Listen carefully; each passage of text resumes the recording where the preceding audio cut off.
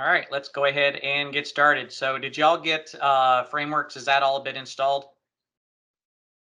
So y'all did this part, walked it through all the installation and everything. You guys done all this?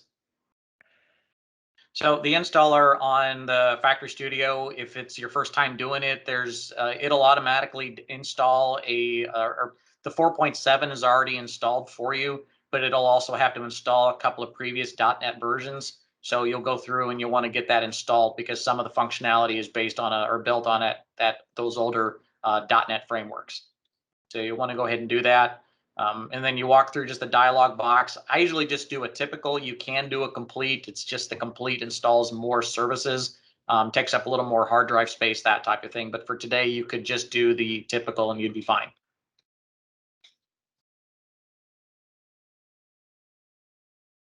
And then once you're done with the main, so when you first install it, you'll go through, you'll do this .NET installation. That'll finish off.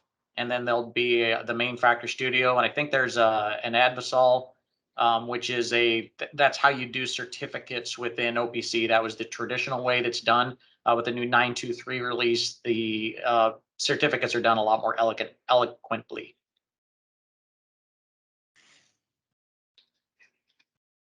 So Taylor, are you on? You've already installed it because you've been working with it, is that right? Yes, I already have a project open right now. So. All right, perfect. And then Andrew, you're installing it right now? Yes, that's correct. Okay. All right, well, I guess let us know when you're all done getting that installed and we'll keep moving. Good to go now. All righty, so let's go ahead and install Kepserver.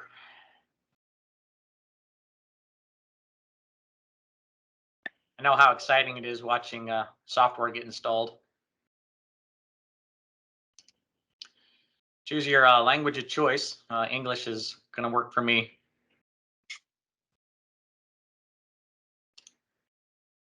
And accept the license agreement.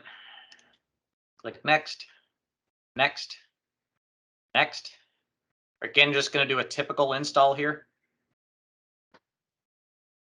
So you can make changes if you want, but this will be the standard ones that we'll use. And because we're going to use some simulated tags, those automatically come in. But this is where you'd want to change all the various different drivers and those types of things.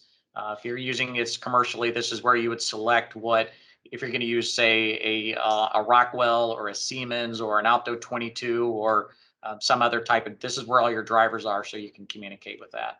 Is this freeware for us, David, or? So the simulation is once you install one of those drivers, that's when you will have a 2-hour limit to how long they publish out. So much like other, many software products, there is a timeout after a certain period of time. You will have to restart it. But this just shows you the basic ones that get loaded in. Now, if you don't actually configure a channel using one of these drivers, then the simulation tags will continue to run indefinitely. That's how I use it. So anyway, click next, just allow applications, and then skip setting a password at this time. And go ahead and click install. The password would be when you were in production? Yeah. But use strong password.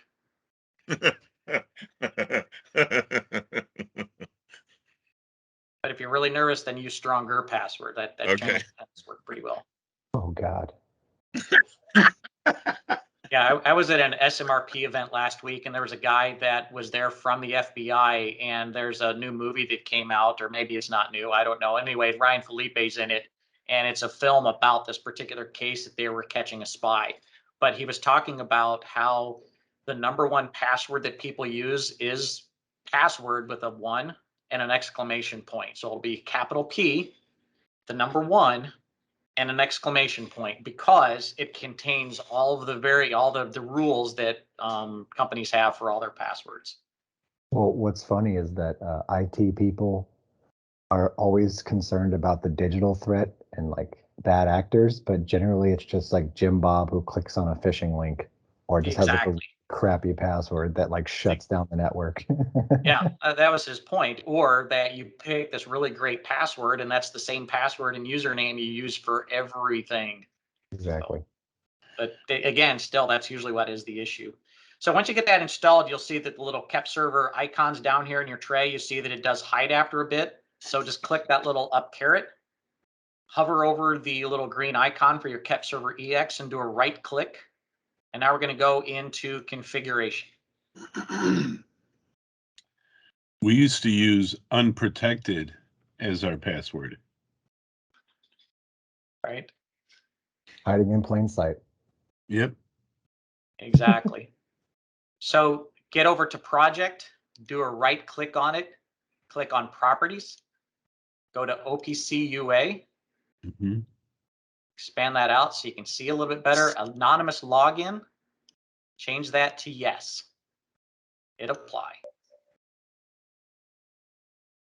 And this is where you'll do all your configuration for your channel. So when we start talking about the namespace, that's how it gets built out. You can see that there's already some simulation examples that are here. And these are what we're actually going to connect in with. And we won't be spending any more time in the configuration, but minimize it. So if you want to have quick access to it, it's there. Come back into your the system tray, do the OPC UA configuration.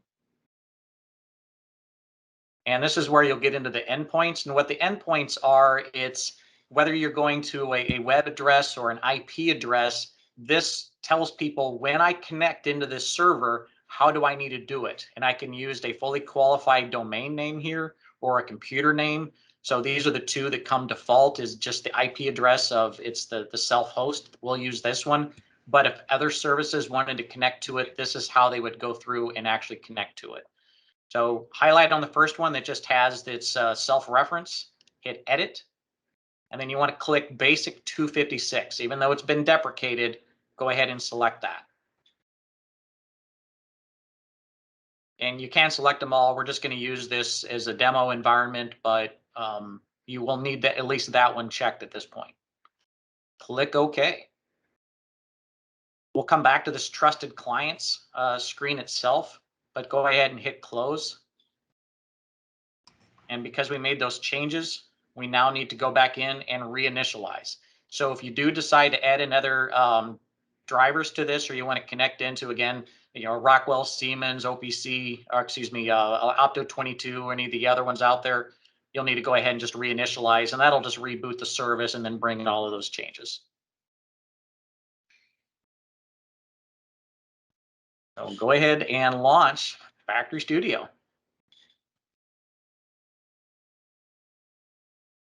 And these are the demo projects that it comes with. We're going to create a new one. You can call it Project 1. I'm just going to call mine Study Group. Just use the 9.2 version. Use version of Express. Just leave everything defaulted on there, because this will limit the number of tags and everything that you can develop, and just create new project. And once that shows up on your desktop, go ahead and it'll automatically load into that project.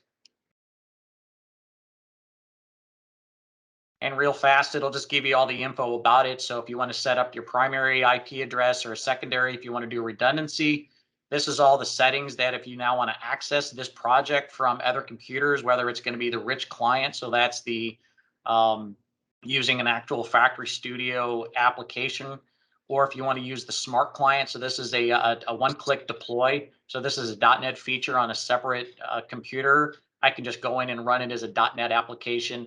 Or I can also use the web, the web client. So this is that HTML5 screens. But this is all the endpoints that you'll want to use for running that particular project, is where you get it all set up.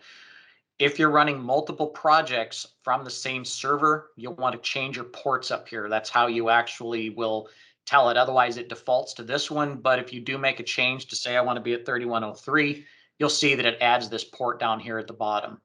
So it'll add in some text at the very end. The 3101 is the default.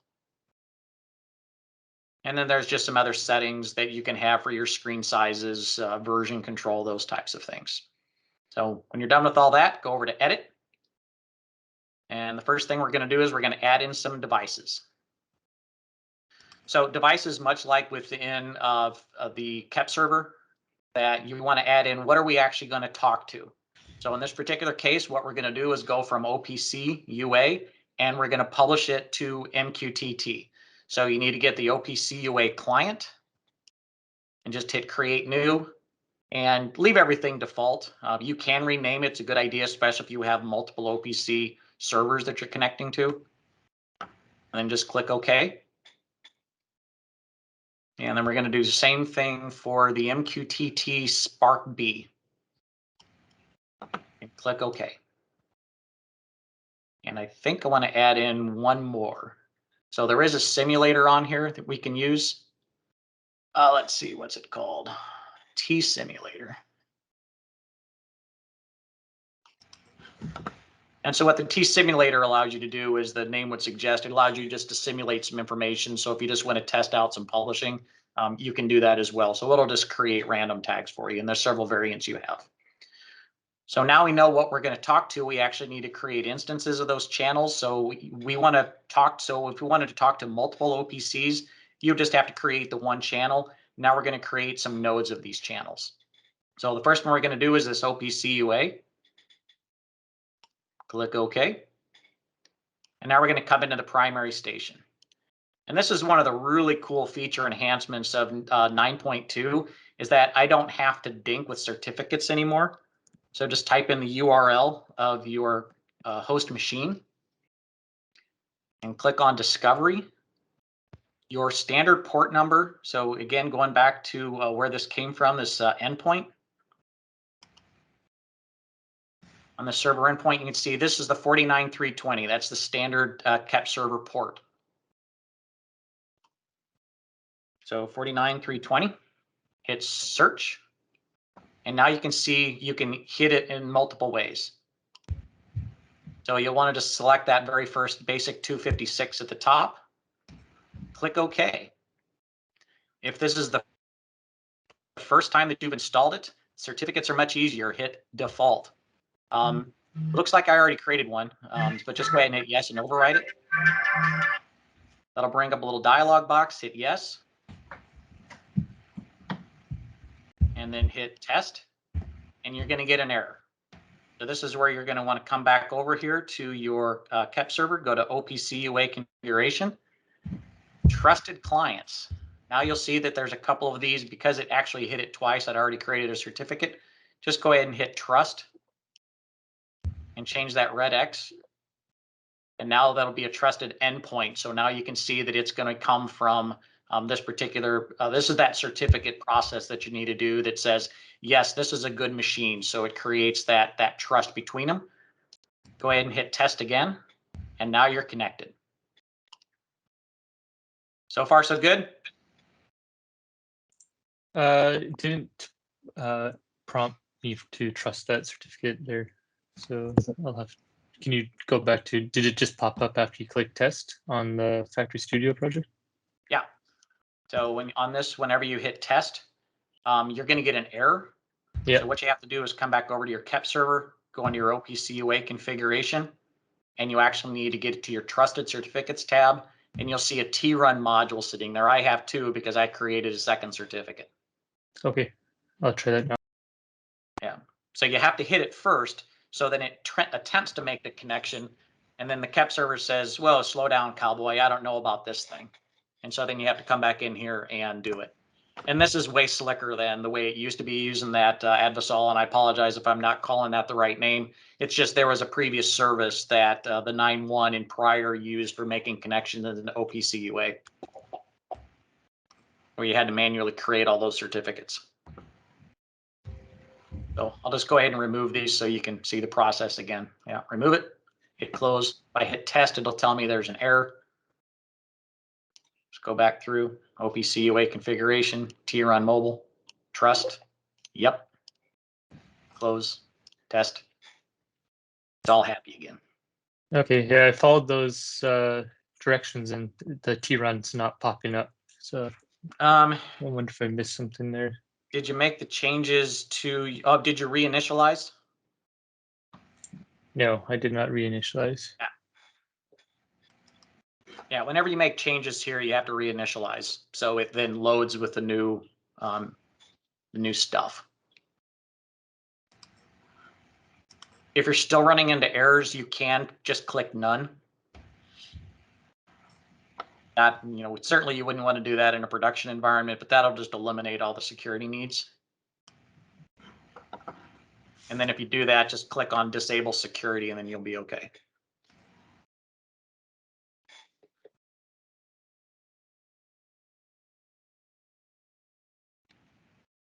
All right, that worked after reinitializing. Thank you, David. You betcha.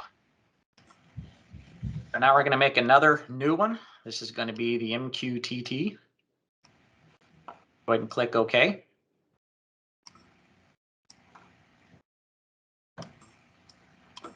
So for the broker URL, this is where we're all going to get connected into the same one. So it's broker. This is the one that we've been using in the study group for a while.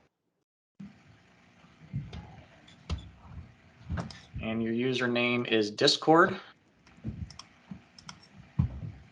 And the password is the SStudy, I think a lowercase, and group, and then 1. And then you want to choose TLS 112 or TLS 1.2.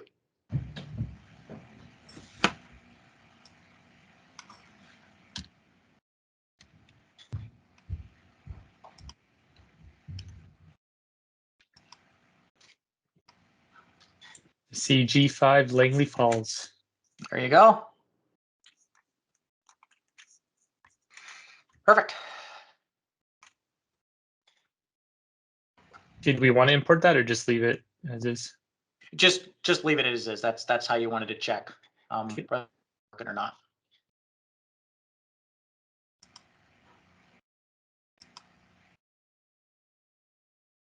Oh, you know what? And I think I wanted to change this to protocol options. So here's a little pro tip for you. Go back to the channels. And this is where you need them. Those are the 3 different options that we have. So when you do this, when you bring in your channel, you also want to say this is one that is going to publish. So the application node, that means that I'm just going to, this is a read only. The SCADA IoT host, that's an internal read write. And you want to select the edge of network node here.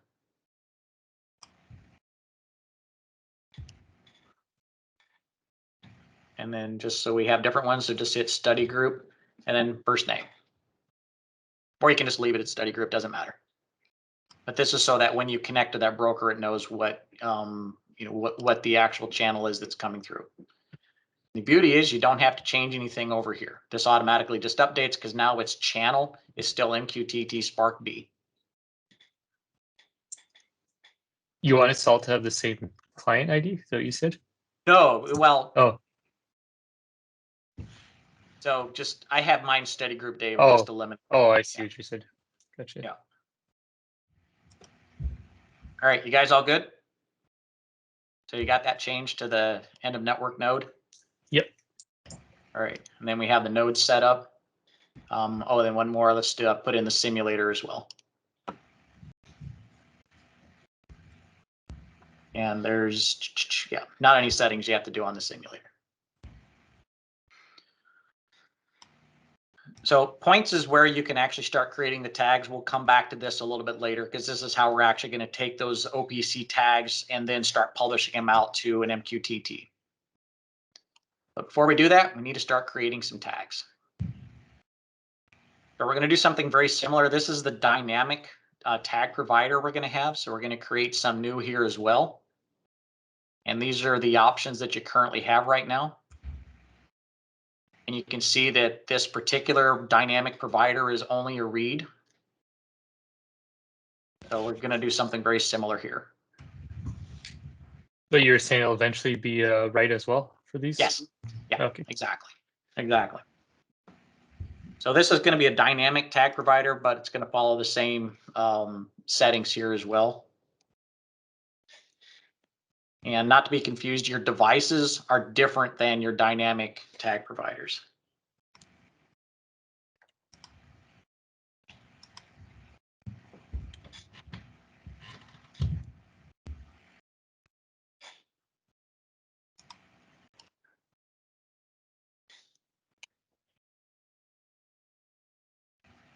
All right, you should be able to browse objects there as well.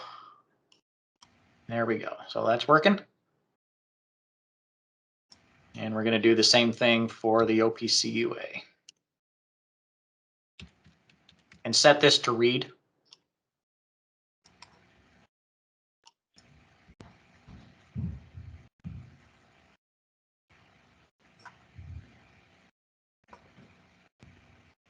And I realize that this is redundant, but the reason why we're doing this is that this is going to be that dynamic provider.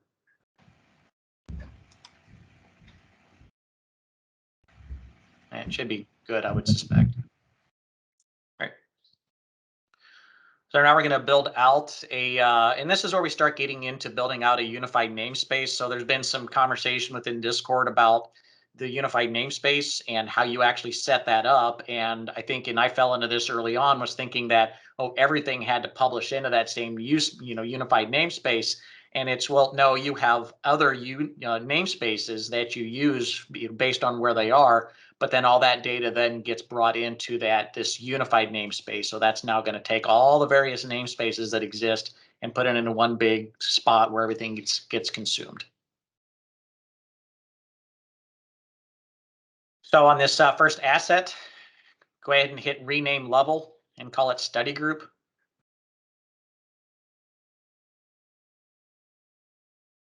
And then we're going to create a new level, and we're going to call that Hive MQ, because we're using a Hive MQ server. And we're going to create another new level called Kepware, because we're using a KepserverEX.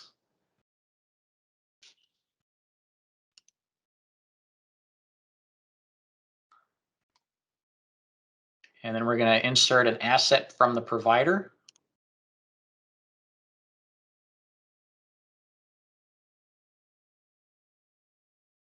Oh, you know what? I got ahead of myself here. But that's okay. And then on the Kepserver, just go down to your simulation example, functions, click OK.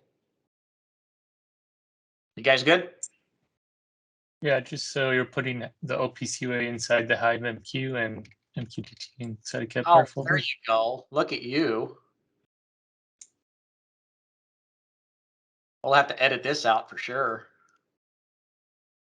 No, you can't do that. You got to show that we're all human here. This is what happens.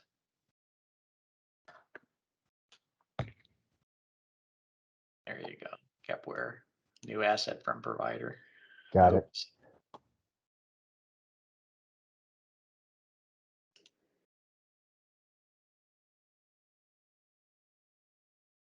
All right, and as we build in our own tags here, you'll also start to see more tags coming from your system show up here as well.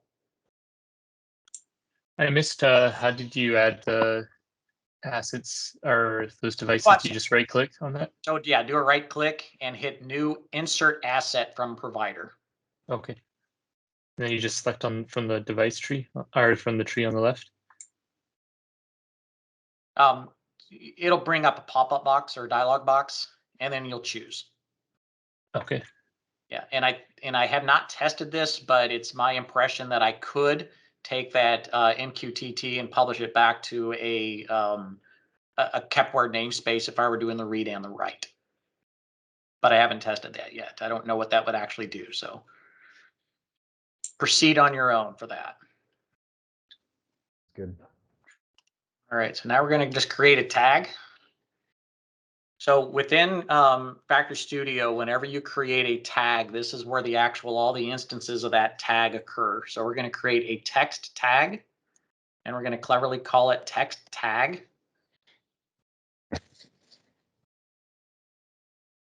And oddly enough, it is of type text.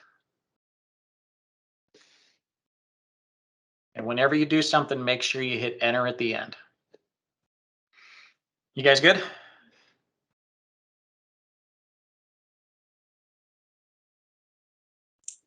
Yes, I'm good. Thank you. Alrighty. So this is where it gets to be a little tricky. So what we have to do, so templates is like a UDT. and we're going to create within programming and .NET and C#, we're going to create classes of objects. And so this is where you start defining that out. And these are the ones that come in as just default. So you'll have a CPU and a memory type that show up. And these are just some tags that you'll have right away, or templates that come in right away that you can now use. Just get some information about the actual system that you're on. In order to publish against Sparkplug B, you have to create a tag of group, you have to create a tag of node, and you have to create a tag of device. And so we're actually going to start off creating a tag of the device types first. And then we can build it back. So I want a new tag name called OPC.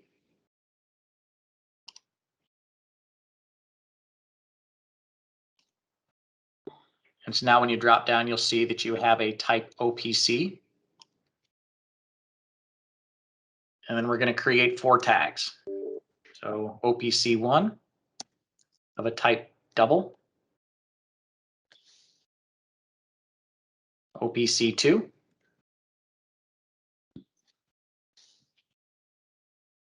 And just as a pro tip, whenever you create tags, it'll default to the previous version, so you don't have to select a type. I just wanted to show the 2 different versions there, and OPC4. And this is one of those, once we have the dynamic providers that are I think in the next release is what Dave said, is when you'll be able to do this a lot more dynamically. So rather than having to create all these individual instances of tags, that you'll just be able to take that entire OPC simulation and you'll just be able to drop it into a dynamic tag provider and publish out.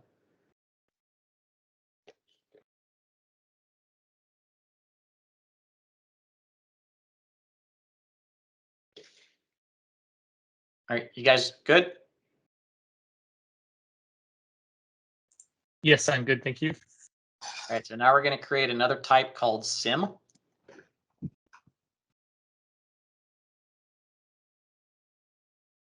And we're going to do the exact same thing here. Oops. You want to make it a double.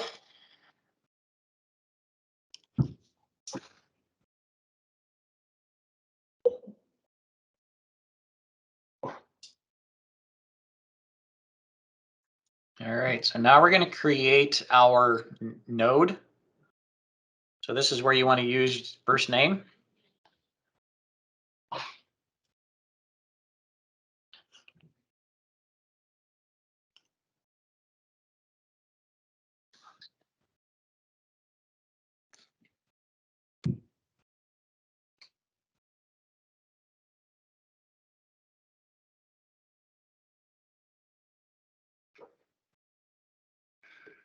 And then when the node, we're going to create 2 tags, one called sim of type sim and one of OPC called type OPC.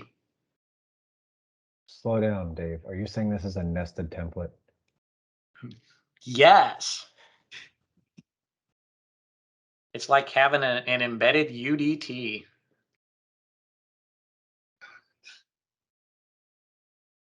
I know. So right now we're just creating the structure, like what we want to publish from Yes. our. It's exactly what we're doing. So just to relate it maybe to ignition, like is that when we would define in the gateway at that point, or still would it be in the designer when you're defining what tags you want to publish? I guess you define what tags you want to publish inside the gateway, right? From what folder you want to start it? Yes. So when you're using, so if we're comparing it to ignition, this is going to be the tag. So the folder structure of what tags are you actually going to publish out on that particular publisher for that. All right. So you guys got all your node done? Yes, I'm good to go. All righty. So I'll give you one guess what we're going to do next. Dang it. The same thing over again? Well, sort of. except we're going to create now our, so then now you're going to create again the study group, which is going to be our device ID or our group ID, excuse me. So study group is going to be our group ID. Your name is going to be your node ID. And then we're going to actually have two different device IDs, this OPC and SIM. So when you're all done, you should have an OPC device ID with 4 tags. You should have a SIM, which will be your device ID with 4 tags. You'll have your name being your node ID. And then in there, you'll have the 2 tags, one called SIM of type SIM, one of OPC or one of called OPC of type OPC. And then study group will be our group ID. And then within there, you should have a tag of your name of type your name. And if you want to call it your name, I guess that's fine. So now we're going to instantiate that one, our group ID. So now we're going to have a tag called study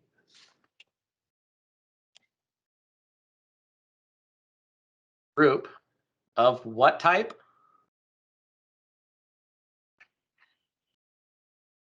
Begins with an S. Study group. Study group. There you go. A type study group.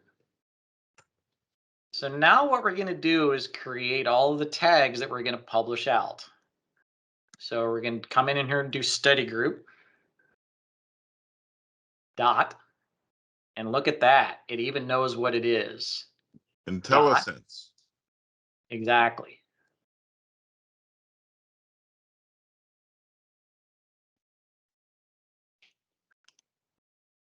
So our node's going to be OPC UA.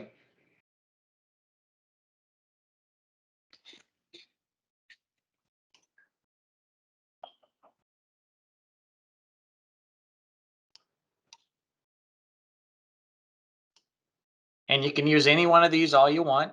You can call it a ramp, random, whatever. Doesn't matter.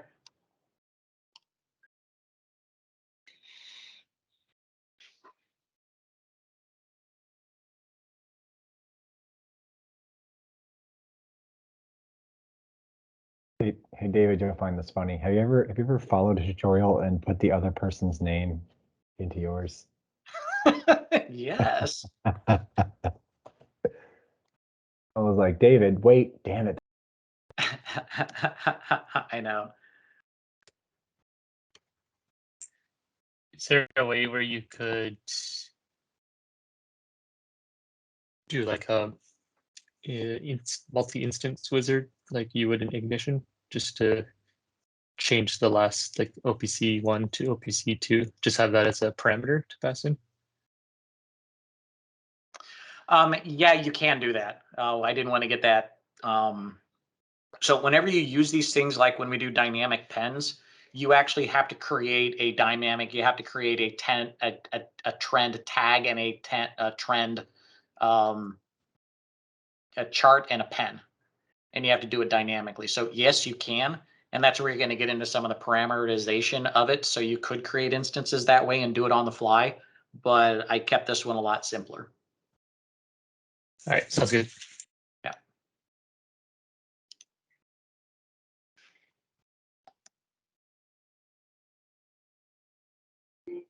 And so now we're just going to build in all of our simulated tag names.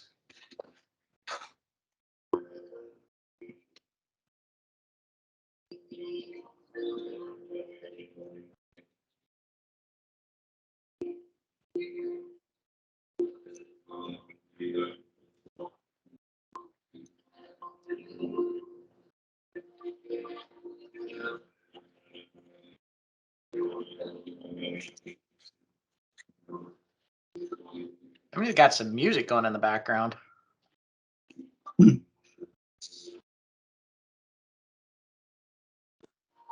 actually my daughter practicing on accordion. I'll turn off the.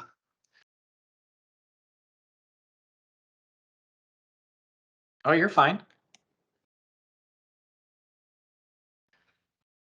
I was wondering if it was coming through. It's coming through. It's all good.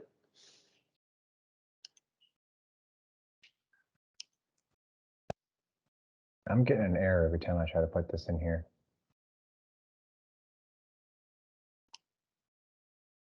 Cannot find tape 205.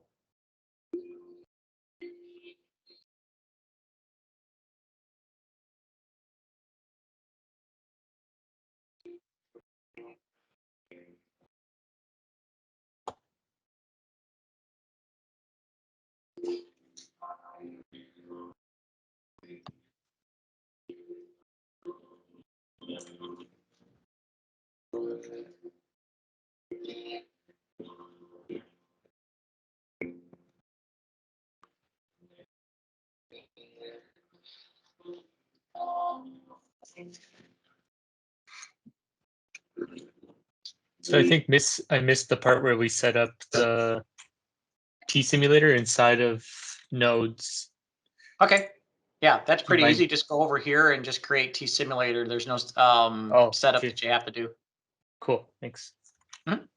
I keep getting an error when I try to add the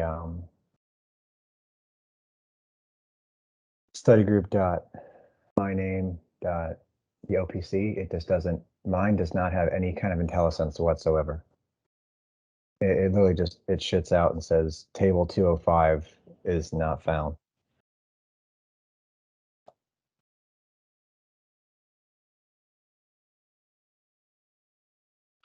Boy, I don't know what that is, Taylor. All right. You're gonna I group have it? never run into that. Can we see that? Check your template, Tyler, if it is there, because sometimes I type but does not take it unless you press enter twice or something. Oh, you know what? Hold on. Wait one. Special moment. Engaging.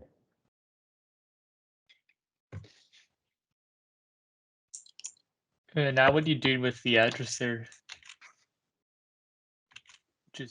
I missed that part where you're adding you're changing some part of the address I missed. Oh, so this is where you want to set up. So on your OPC, you want to browse. This is just slick. So now you can just come in here and expand it out. I copied and pasted the rest of them, but you can now take any part of your OPC namespace and now you can publish it out. Okay, right. Yeah. And then for the T simulator, what are you're adding? Is that the min and max that you're working on there? So right here, you decide what do you want for your type to be. So you have Boolean, integer, float, string, ramp, and sine. So a sine wave, just, as the name would suggest. And then you just do an min and a max. And I do know for the other ones, like a float, it'll just continue to publish a random float in between those two numbers. I'm thinking that your sine wave just goes back and forth between 80 and 100. I haven't actually used this, so I don't know exactly what it'll do. So we're going to find out. So once you get all your tags set up, then what we're going to do is publish out all of that namespace. So now we're going to create a tag. It's the type study group type and then sim. And then we're going to use the type MQTT. And again, the way we set up this particular node and what I generally like to do when I'm creating devices or the channels is actually have an SpB pub and an SpB sub so you know which node you're on. So the edge of node is a pub. Say again? The edge of node is a publish. Yeah, so I'd actually call this an MQTT Spark B, and I would actually rename it and put in a pub. And then for the other one, sub. No, I get what you're saying. I just want to make sure I'm tracking the edge of network node is what they consider to be the publish out node. Yes. Yeah. So this particular one, that's the three different types you have. Application node is a sub. Edge of network is the publish. You mind Or going it's- back to, oh, sorry, go ahead. Go ahead. Just go back to the points that you're setting up here. Mhm. I missed what you were doing there for setting that up. Oh, so now we're going to set up the tag names to publish on. Oh, okay, thank you. All right, let me know when you guys are all caught up here. And make sure on your access type, you change these to write. Ooh, good call. Because following the logic, we're reading from OPC in the simulator. We're writing out to our SpB. All right, I'm good on my end. All right, Taylor, how you coming there? Give me 2 minutes and I will be ready. All right. Wait for the magic, Taylor. Oh, I'm waiting. All right, so we're all down here with devices. So we've created some, we're pulling some OPC tags. We're creating some simulated tags, and we're going to publish it out to a couple of different topic namespaces within SpB. Again, on the tags, we've created templates. We've created a template type OPC, created 4 tags. These are all our device IDs. We've created a node ID, and we've created a group ID. It just happens to be study group. So now we're going to create a little bit of visualization here so we can actually take a look at our magic. So we're going to create an asset component. So there's 2 that you can get here, your remote asset components. That's only where you're now going to read. And it has different functionality to it, but this is where I just want to be able to view what's out there. We're actually going to create an asset component so we can actually take a look at that asset we created under the in our application here.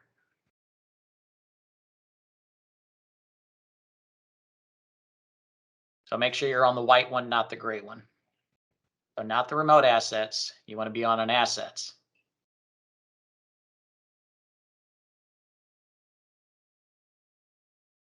And then just make this a little more readable.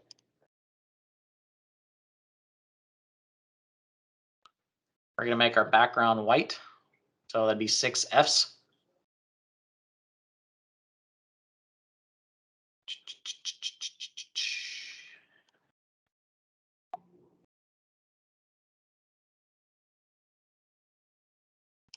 I should have updated that. Oh, I wasn't in the right thing.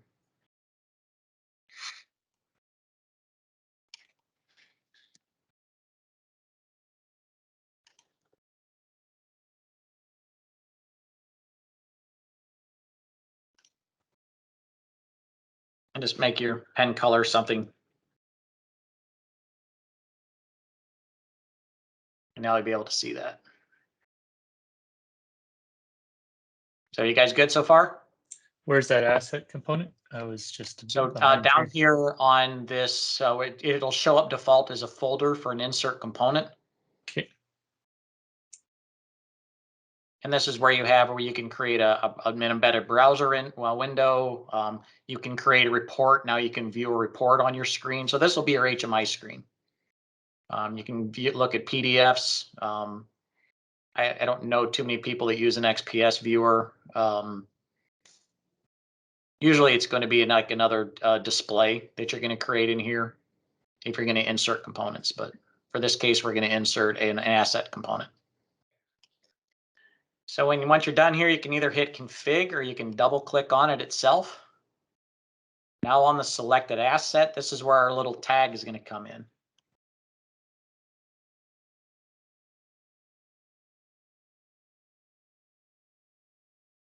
So on your selected asset name, this is now going to do a write out to this particular tag.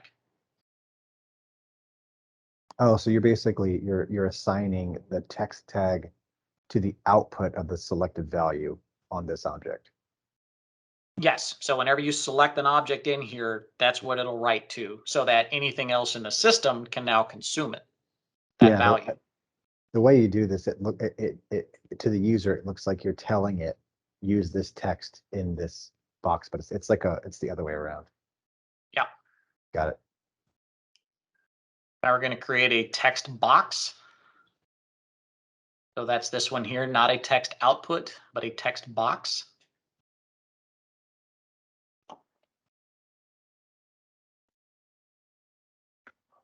Oops.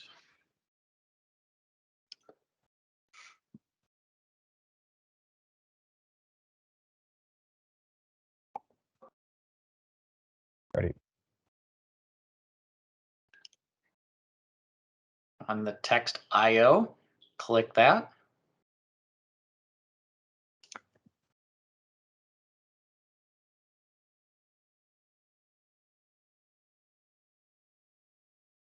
And I believe this is one of those oddities where it has to pull in the asset. We're going to have to type this in.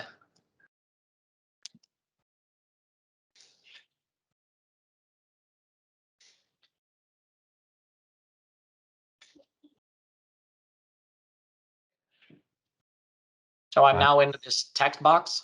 Yep. You can either double click it Okay. or you can hit config. Okay, we're good. Because I was looking through the left pane, the config, like all of the properties, and I couldn't find anything to get me where you were. Got it. Yep. All right. So you guys got the text IO here. You got the asset text tag, text tag all there. Yep. All right. Just go ahead and hit close. When you're done working with the display, make sure you hit the magic button called save. I was going to make a comment earlier that it's pretty nice that every change you make in the edit tab seems to save without any clicking save, but it makes sense that it would have something differently for the screens. Yeah, so under the hood, there's a whole pile of SQL tables that are going back and forth. So that's some of the difference that you're going to have here. So now go into run. Sorry, man. Just, so do you understand that there's this build? So you would actually want to go through here, and this is where you can now start building in. So it has its own version control built in. So that to me is pretty slick because now I can release version 1.1 and then I can use the same version control. What do they call it? The topology, ontology, whatever it is that you now have release 1.1, those types of things. So you can build in new applications, but you don't have to deploy it. So you can also test that out where you're not working with all the IO type stuff. You can also publish out versions. So this is similar to the Ignition. I can push out a release, but I have the ability to publish different versions out and maintain that control. So I have all that there, but this is all built in under the hood. So come in startup. We can now choose which modules are going to run on when we start up. You'll want to have devices, and you want to have displays checked.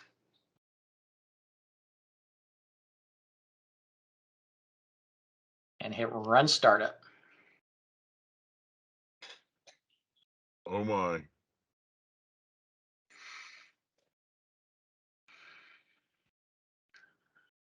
You want to allow access?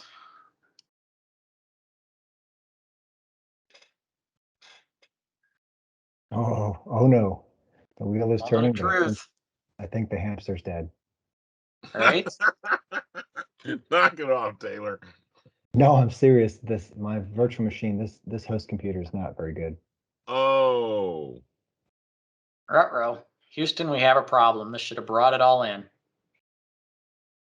All right. So I figured out my issue here. And it's only because I forgot to come back in and actually say publish the new namespace.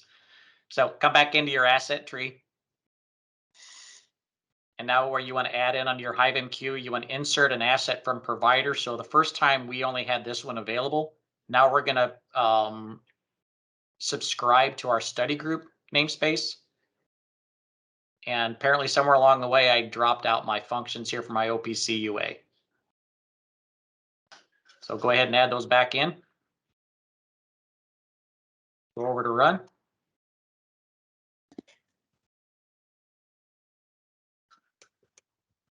And so this is where that dynamic provider becomes powerful, because now I can start putting I can build out my unified namespace dynamic off of any other namespace that I have across my enterprise. So I can get my Langley Falls, I can come to my utilities, I can come down to my compressor, I can get my compressor vibration. That's what we're displaying here. I can come into my study group. I can choose my OPC. I can get that value. I can go to my Kepware.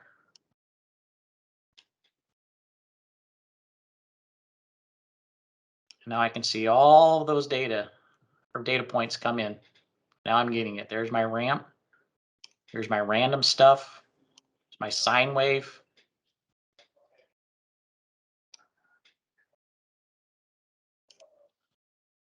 David, can you share your thought process on how you troubleshot that? It's just going back through and seeing what did I not get configured properly, because there's not much here in order to resolve it. So I went back over to my edit and said, well, this is what's publishing or what should be publishing. Am I seeing everything here? And then I realized, oh, well, it's because I'm not actually publishing, and I never came back in to actually set up those tag providers. But from these dynamic tag providers, I can now create control logics, compact logics. I can come back over to my asset tree. I can create a new level. I can call it PLC1. I could bring in, this would be a new asset from a provider because I don't actually have that dynamically in here, but I could. I can now create that in there. Or I can create multiple levels in here where I can actually create a new level. And so we're just in study group 1, but I can now have this area.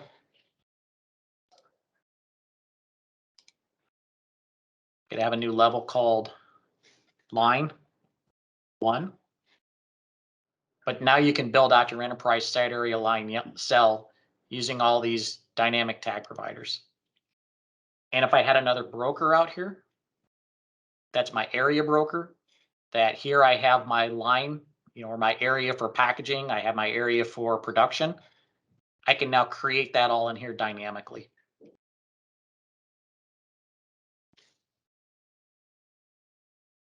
And here when I get into my draw and I'm actually creating screens, all I have to do is now start lining this value up.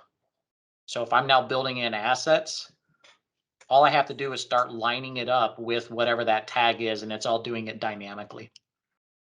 And now if I parameterized all of my tags, whenever I create new information in here, and there's new information that's available at the PLC, that information is automatically available to me in my project. I have to do 0 configuration to actually map those tags out.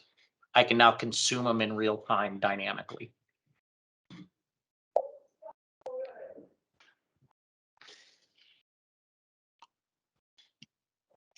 And you can see now all of those, well, I don't have anything in here, but I have my area, I have my line 1. All of that information just came in. And if I actually had these subscribing to something, I would have access to that right away. There we go.